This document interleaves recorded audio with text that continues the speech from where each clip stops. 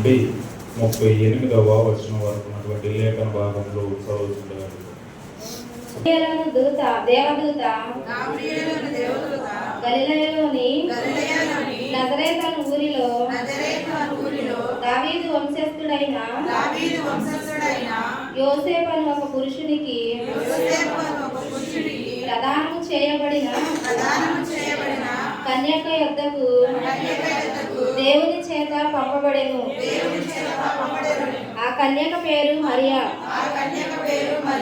ఆ దూత లోపలికి వచ్చి ఆమెను చూచి, దయాప్రాప్తురాలా నీకు శుభము, ప్రభువు నీకు తోడై ఉన్నాడని చెప్పెను. ఆమె ఆ మాటకు బహుగా తొందరపడి ఈ శుభవచనము ఏమిటో అని ఆలోచించుకొనుచుండగా దూత, మరియా భయపడకుము,